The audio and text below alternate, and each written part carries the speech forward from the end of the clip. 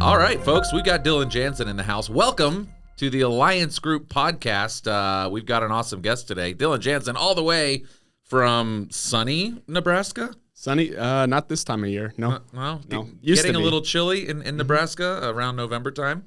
Dylan just flew in yesterday, right? That's right. Yeah. Yeah, and arrived here in Atlanta, and we are happy to have him here as a guest. He's actually a very special guest because, Dylan, you are a 2023 Living Benefits Ambassador for Alliance. I am, yes. I'm very excited to be one. Yeah, so we actually chose, many agents applied for this prestigious position. We chose your project because we really, really liked the idea of working with farmers and ranchers specifically. And this kind of niche that you have, you grew up on a farm, correct? Yes, that's right. Grew up on a farm in, near Aurora, Nebraska. Mm-hmm. Grew up with two older brothers, little sister. Actually, my dad's a fourth-generation farmer, and my oldest brother will be the fifth-generation farmer. So. Wow. So you literally grew up on a farm, waking up, doing the chores, all that stuff. That's right. Yeah, maybe not as Hollywood as, you're probably picturing. But, right. It's definitely in the blood. It's definitely a lot of pride wrapped up in farming. So, that's what's been important to me, and it's a part of my life. Even as my wife and I, we live in Omaha now, but farming is kind of something that you really don't get rid of it. So even though we live in Omaha now, it's something I feel very attached to, and I'm very proud of growing up in that environment. Well, sure, it's in your family bloodline. So how many generations did you say? So I actually had to do a little research to find out, but the fourth generation. Wow. In the U.S. at least. So right. Before that, I'm a little unclear on. So we just did our Ancestry.com. So we'll find out if we can go back how many more generations, but it wasn't on this continent, I don't believe. So since the Jansens have been in America, they've been farming. As I understand it, yes. That's fantastic. There's a really unique kind of set of problems that farmers and ranchers can come across that you can actually help with. And this was something that we really loved about the project of trying to figure out a way to kind of connect with your audience. There's very specific needs that they have that you can solve. And we're going to talk about living benefits. There's obviously, certain risks that farmers and ranchers have that can be addressed with living benefits, life insurance. But really, when you get deeper into it, it usually revolves around planning, which is what you're trying to help farmers and ranchers do, correct? Yeah, that's right. Yep. So talk about some of those specific challenges that you can help with that farmers and ranchers that are out there for them that might that they might not even be aware of. Yeah. So just to give you a little bit of background, so I started my practice in Omaha, Nebraska, and we now have offices in Omaha and Wichita and Kearney, Nebraska, but really my focus has been small businesses. Right. And so, which really a farm is a business. Exactly. Right. So a lot of the same problems that my clients were having in Omaha really translated, or even those problems were elevated when I thought about, my family at home and the farmers and ranchers that I knew from back, in central Nebraska. So being able to meet those needs and help them plan to avoid some of these, what in our industry are very common mistakes that business owners can make. It's been a pleasure to be able to kind of go back home and be able to work with those same people that I grew up around and help them kind of avoid those issues and protect those families and those businesses. Sure. That's been a very fulfilling part of my career. So let's kind of jump into this and let's talk about some of these problems that might be out there. Give me an example of a planning problem, and then how you can help solve that. Sure. So there's so many different layers to a business, right? So whether you're talking about in the operation today, so if you have yourself as a farmer or rancher, you're very active physically with your business oftentimes. Of course, you're working the farm, right? That's right. So the statistics that come out year after year, they don't get any better, all right? Like the cancer rates, heart attacks, strokes, yeah, those things are happening more and more often, and it seems like younger and younger. Yeah. So and that's among the general population. That's right. But farmers included, and sometimes actually farmers specifically. That's right. Yeah. Right. So some of the things that you're exposed to on the farm can actually exacerbate some of those risks. Yep. And being able to protect not just yourself and your family, but also protect your business, so that if something happens and you're laid up and you're having to recover, that rehab process can take years. Right. And having a plan that's going to help your business recover or keep on running while you're recovering is very, very important. And a lot of people don't realize how efficient of a solution these plans really are. It just takes some intentionality to get these things figured out. And some education, which is obviously what a big part of your role is to educate your client base on, living benefits life insurance is basically what you're describing. We're going to get more into the need for life insurance for farmers and ranchers. But specifically just the living benefits part of it. Those of you who are listening might actually, know already that, Alliance Group, we are the leader in living benefits life insurance. It's a new kind of life insurance, right? That you get protected for all the reasons that everyone knows that life insurance is needed to protect you, but it also lets you get that money while you're still alive if you get those things you were just talking about: heart attack, stroke, cancer. So it doesn't cost any more than the old kind of life insurance, but you get that extra layer of protection, which, as you're saying, is so important for somebody like a farmer who, if I'm a farmer and I have a heart attack, I'm not going to be out working the farm for, maybe months. Right. So you need to have that influx of cash to either help you, hire someone to work the farm, bring in other people, or just to replace the income that you lost. Right? So I grew up on our family farm. To me, it felt very big. Now with a little bit of perspective, we're a smaller family farm. And I grew up watching my grandpa and my dad really partner the operation. If one of those two people was out, the other one would have to cover, but it was too much to do by one person by their own. Right. There's a lot of farms and ranches, though, that maybe the owner that isn't that involved in the day-to-day operations, or they become more like a manager of the operation. Right. In both cases, the risks are different, but it's a similar issue that can arise, right? Because maybe you have a certain farm hands, or you have key persons that are working on that operation, and being able to protect yourself if something happens to them as well becomes very, very important. As any business or small business knows, those important people in your business, they are not easily covered for or replaced, right? It takes so long to learn the intricacies of every business, because every business, every farm, every family is very unique. Different dynamics. Absolutely. And I want to different as fingerprints. I mean, exactly. There's no kind of template, right? Well, and I want to give Alliance Group a lot of credit. I've been in the industry now for about 8 years, and as a financial advisor, we do a lot with a lot of different things, right? Mutual funds, portfolio management, annuities. Life insurance was always kind of that thing I cared the least about. Sure. But having this new angle, this living benefits angle on it, has really changed the way that I look at life insurance with these benefits for my clients. And now it's a staple of every client that I have, is making sure that they're protected and their family's protected.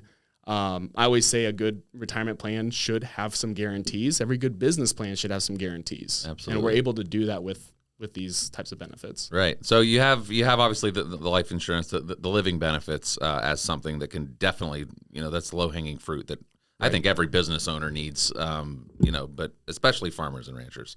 Let's talk a little bit more about that planning process when it comes to not only making sure that you're covered if something happens, like cancer, heart attack, stroke, something like that, or an unexpected death, God forbid. But let's say that none of those things happen. What's the plan as far as what's going to happen to the farm when somebody passes away? How is this farm going to be passed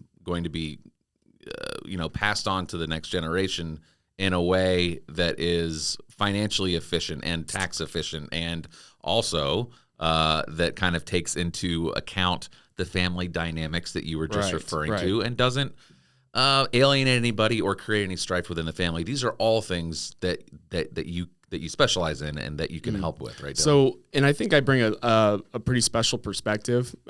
Small business, especially with farms, or everybody's different, but you talk about the math and science, right? The taxes, the estate planning, things like that. They can all feel very left brain, very mathematical. But there is, especially with farming, because we talk about the generations, and small business can be no different.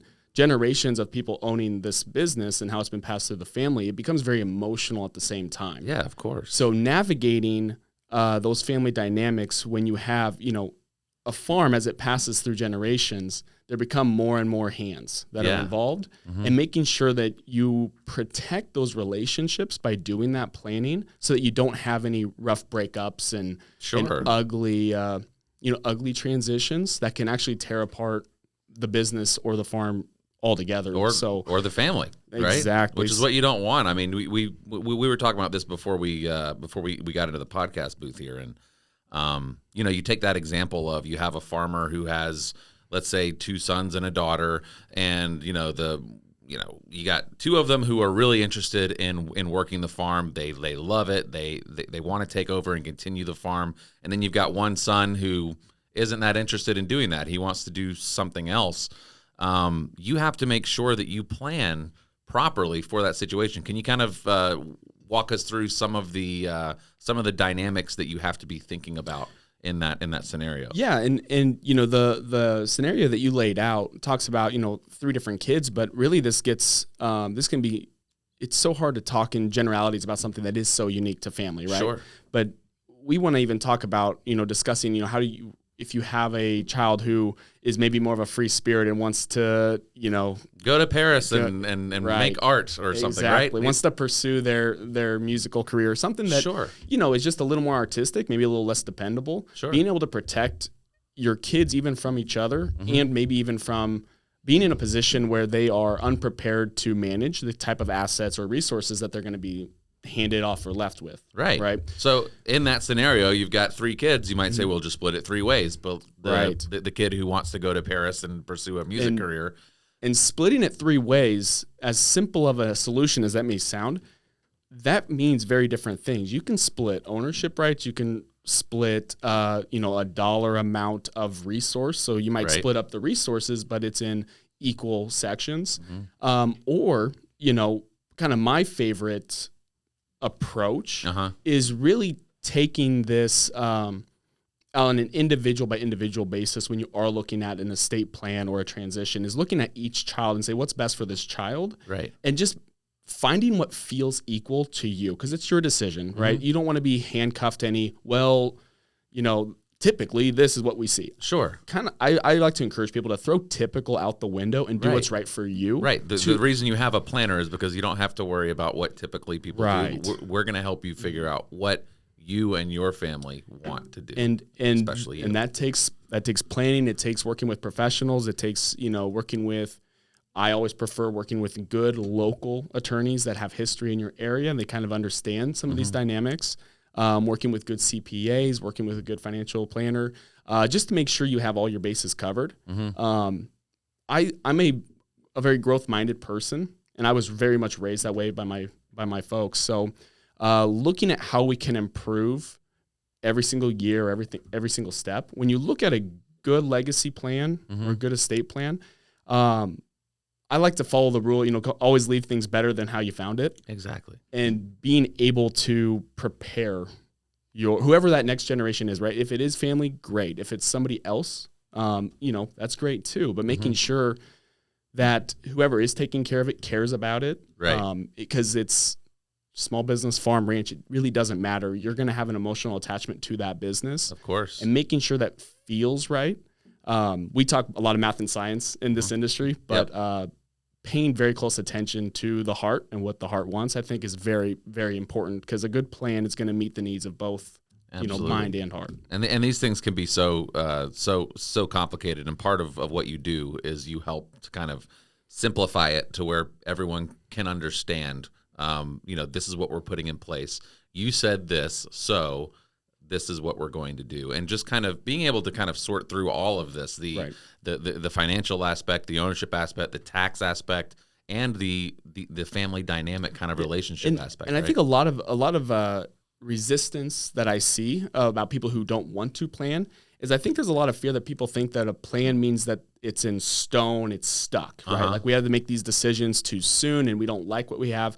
A good plan is going to evolve as time goes on, right? And should. It absolutely should, because where you are today, especially when your kids are going through life, between your 20s, 30s, 40s, 50s, a lot changes, obviously, right? So what's right, but if something happens to you soon or sooner than expected, you need to have a plan in place sooner and later. Right. And that plan should evolve with you. It's not something that you set it in stone and put it in a safe somewhere and you forget about it. Yep. That's something that needs to be reviewed, maybe not annually, but when transitions happen in the family, Sure.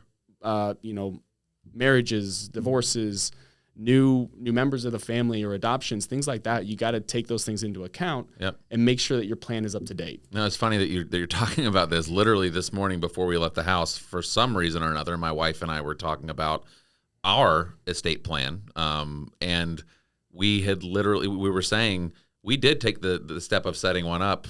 Oh gosh, this is 7 years ago. And we have we did the whole thing. We went and we have a whole will, and all that stuff. And we were just talking this morning, like, we need to go meet with that guy because so much has changed since then. We're in a new house. We have another kid. We have, several things that have changed with regards to our financial circumstances. And it's funny that we're bringing this up now.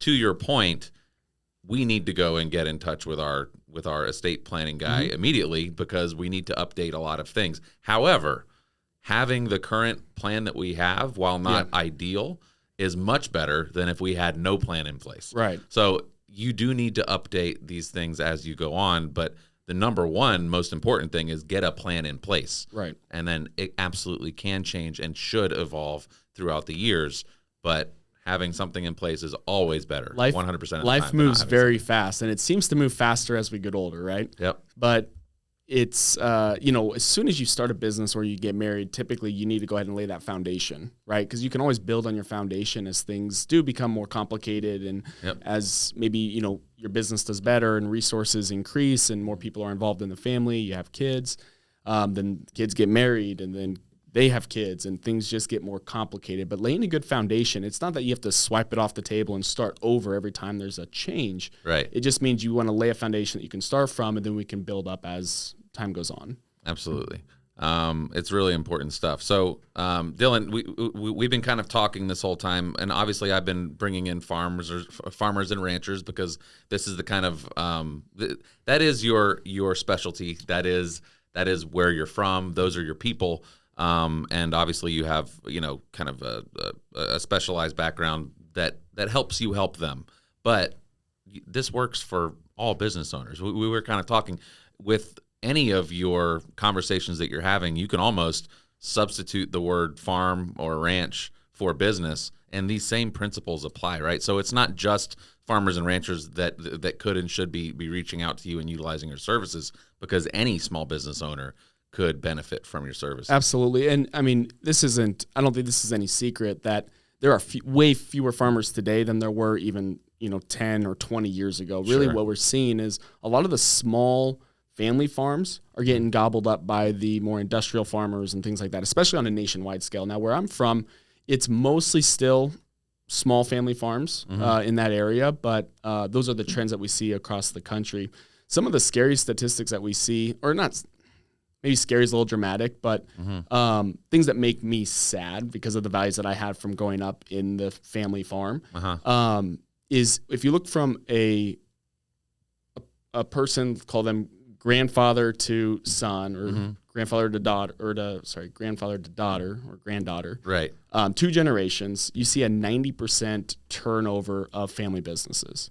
Wow. So it's about only 10% retention from family businesses between 2 generations. Wow. Which, again, from someone would be the 5th generation in a line, that's an astonishing, especially from a farming community, that's an astonishing turnover of ownership, of people changing hands, and just companies and businesses not able to survive those The transition, transitions, right? right. And that typically comes from a lack of planning. Is Yep. the obviously markets change, technology changes, everything is always evolving, but And there is the possibility that just none of the kids were interested, or the For farmer sure. or the business owner just wanted to sell it because that was Right. the plan.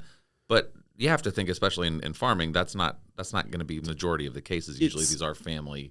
They would prefer to pass it down. and of course, speaking from my own experience, may be limiting to what most people feel from similar backgrounds to me, but my friends and their families, there was very much a value of continuation in that operation, in that farm, and feeling connected to something like my grandparents had it and their parents had it, their parents had it. Right. Feeling that connection is it's a pretty special connection, and Right. being able to, I think that's where I get excited about being able to help farmers and ranchers, is I get to step in and kind of help enforce and kind of create that success Right. that I grew up valuing, right? Growing up valuing those connections. Family's very important to me, as we keep bringing this up. Of course. Business and family, it's cool when those two things go hand in hand, but you have to protect them. Yep. Because that's where, like we mentioned, the family dynamics, and you can't, you don't want to, there's a lot of different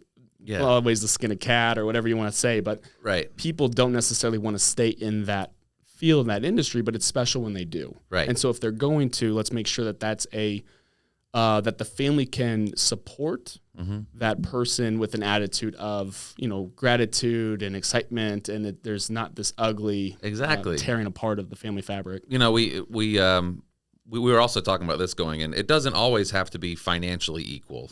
It can be what so let's kind of go back to my example. We're going to simplify it a little bit, actually. Let's just say there's a son and a daughter of a farmer, right? And the daughter loves farming. She loves it. She wants to do that going forward. The son is not interested in doing that. Let's say that the farm is worth $5 million. It doesn't mean necessarily through your planning that we're going to have to figure out a way to compensate the son for $5 million to make it quote unquote financially equal, right? Right.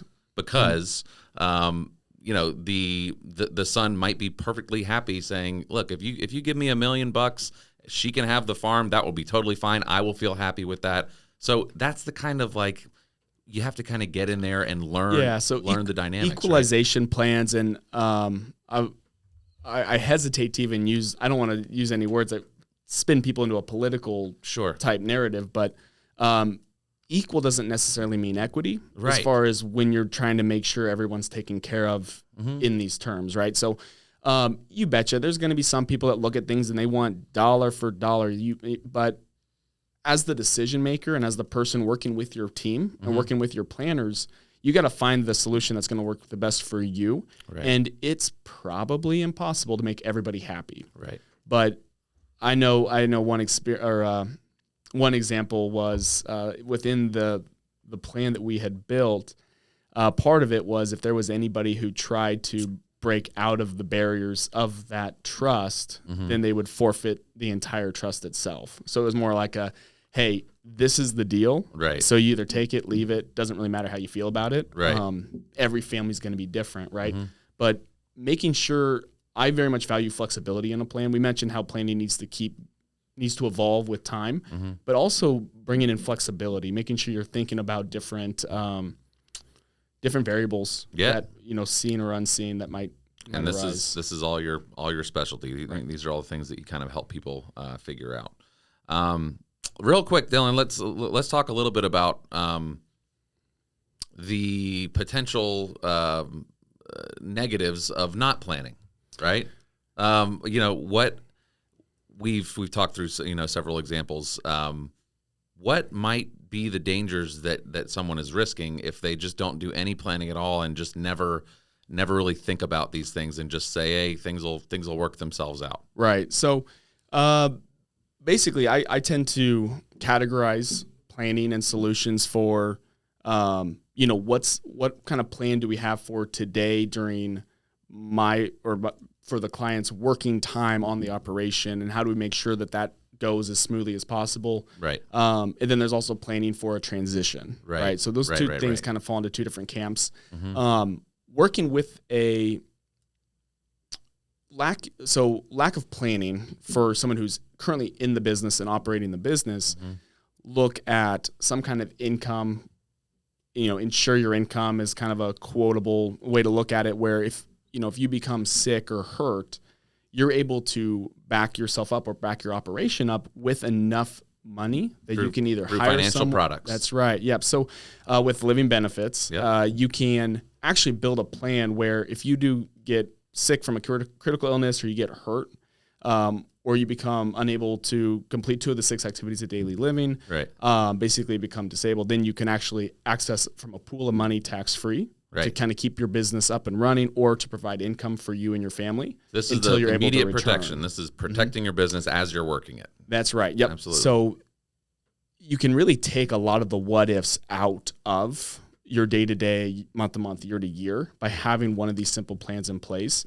We probably don't do enough talking about how inexpensive a lot of these solutions are. Absolutely. People are always shocked. They're like, wait, they just assume it's going to be really expensive to cover this big risk. Well, because you take something simple like life insurance, and someone says, well, they pay $100 a month for their life insurance. Okay. Well, now we're talking about a critical illness, a chronic illness, a disability plan, all wrapped into the same account. Most of my new clients are shocked to see that we're usually saving them money by making these kinds of changes. So they're getting more and paying less for it. It doesn't sound like that's not the way it's supposed to work. Right. That's but what if you we're had a seeing standalone today. life insurance policy, and you had to buy a standalone critical illness policy and a standalone chronic illness policy, those things add up. Whereas we can wrap all of that into one product. So I actually I've got quite a few years in the health insurance industry. So if you do, these are the most competitive companies that are in the country, and you do a comparison of a critical illness policy, a chronic illness policy, disability plan, you kind of bundle those things up, you're talking about probably a factor of 1 to 10 from a living benefits policy to actually building up all those different coverages. Wow. But I know people all day long that they package their health insurance with all these things from companies that market very well on television, right? Yeah. They do a very good job marketing, and so they buy a bundle of these things that are costing them hundreds, maybe even $1,000 a month, when a living benefits plan is going to do 10 times the coverage for about a tenth of the cost in a lot of cases. It's incredible. It really is a fantastic solution, not just for farmers, ranchers, business owners, but just families, families in general, whether they're running a business or not. It makes a lot of sense. Well, and if you look at, again, I tend to be a statistics guy. I like my numbers, but 60% of home foreclosure, 60% of home foreclosures are from somebody in the family getting sick. So it's not necessarily enough to just cover the person who might be bringing in most of the income. It's really important to cover the other members in the family. Right. Because what's going to happen is when your wife or your husband gets sick or your kids get sick, it's going to pull you out of working on your business, right? Or working in your business. So when that happens, it's very important that you have some extra resources, again, maybe to hire someone to cover the extra help that you need, or maybe just to help out at home, to help with the medical costs.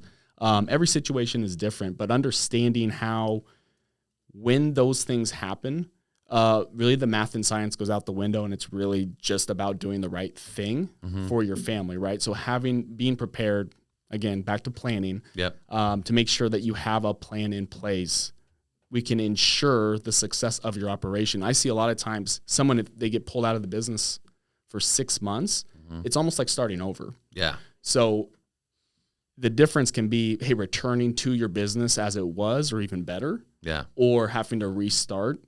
It's a pretty drastic spectrum of where you could be depending on level of planning. So it's just there's a whole multitude of ways that you can help not only farmers and ranchers, not only small business owners, but also families. Absolutely. Really just think about these things. It's planning is so key and so important. So in your opinion, why is it that people are so hesitant to just, rip the Band-Aid off, sit down with you, get the planning done, get it squared away so that they can go back to not thinking about it? So I think there's a couple different things, and again, everybody's different. I think one thing, this is a very sensitive topic, for sure. I think a lot of people are almost embarrassed sometimes that they don't have a plan in place. Like they might be very far along in their career and their life, and they think, man, I never did any planning. Right. So sometimes I think there's a little bit of embarrassment, which is silly, but it's silly. It's understandable, Yeah, though, it's because it is a understandable. serious topic. I think the biggest reason, though, is I think the industry as a whole has a pretty bad black eye for honestly the way that it's treated people and the way that it's conducted business for probably 40, 50 years, honestly. Sure, right? and also just the what's the word I'm looking for? It's like the public perception when people think of insurance or life insurance. You know, we've mentioned life insurance several times throughout this podcast. You know, they think of Groundhog Day and Ned Ryerson, right? They think of that annoying, like kind of sleazy, like, hey, fast talking kind of sales Bet you guy. could use some more, couldn't you? Right? Yeah. You could use some more, right? And I think that perception is something that all of us kind of have to overcome because it's just what's out there. Well, and I think it's a dichotomy because the way that I tend to look at it is, again, the industry has a perception of a very negative perception from the public, right? And it's a perception of product pushers and people that are just trying to sell something to make a commission, right? I find that as an opportunity for the good professionals in this space to really be that solution, differentiate and that planner. themselves from those people, right? So a lot of times I've even had had some meetings and some visits with potential clients, and they're like, "Aren't you going to sell me something?" I'm like, "No, like." That comes later. We don't need. First, we have to figure out what the problem is before we can prescribe the medicine. I don't know anything. I don't know anything about what your needs are until 2 or 3 appointments in this, and then we're going to start to understand kind of a picture of, hey, where are your vulnerabilities, and what are we going to need to kind of cover up those gaps and make sure you and your family are taken care of. But it's like there's that saying, Lee Duncan says it all the time: prescription without diagnosis is malpractice. Right. And what I think where the industry, quote unquote, I guess, earned that reputation is a bunch of people going out there trying to prescribe medicine without even knowing what the symptoms are. And to give the most grace and benefit of the doubt to those professionals, that's often how they're trained. It's very true. So it's kind of a top down. The companies themselves, depending on what company you work for, they've got quotas, and in order for them to meet their numbers, feed their family, get promoted, whatever it is, they're told they have to push something. Right. So I see it all the time. I see people pushing stuff that it should be part of a plan. It's not something that you just push on every client that comes in the door and gets their car insurance from you, right? Something like that. So being a part of the side of the industry, and there's a lot of great people in this industry. Sure. I'm very fortunate to work with like you guys at the Alliance Group and Five Rings Financial. I've met more quality type of planning. So I kind of differentiate with like planners versus salespeople. It's very true. There's a lot of great planners. And I think that's a side of the industry that's growing and expanding. And it's awesome to see. It's not so much just the solo broker that does a really great job. It's now an industry of very good independent and you being an advisors. Independent broker who you have complete control over which companies you choose to do business with, which solutions that you choose to incorporate into your practice. That's also a huge advantage of working with you, right? You're not an employee of XYZ insurance company that has a quota. Right. That, you are kind of deciding which companies you choose to do business with and which solutions. Well, and I think that's nice because it actually brings a level of accountability to the carriers and to the financial firms that they have to do the things the right way. Otherwise, the brokers and the independent advisors, they don't have to represent their products. So if they stop doing the right things and maybe the trust diminishes a little bit, we can quickly go to a new solution, a new carrier that's going to do things the right way. Now, we haven't had any of those issues, fortunately. But, we do have excellent carriers at Alliance. Absolutely. And people that are putting those solutions in place the right way, like you, Dylan. That's right. Dylan, thank you so much for joining us today. We could keep talking forever about this stuff. But I really do appreciate you coming and sharing your expertise with us. And guys, if you're out there and you're a small business owner, you're a farmer, you're a rancher, this is the guy you need to talk to make sure that all of your planning solutions are taken care of and that your business and your family are protected as well as possible. Dylan Janzen, thank you so much again. Thank you, Sam. Appreciate it. Appreciate you. Listen to this interview and more on the Alliance Group podcast.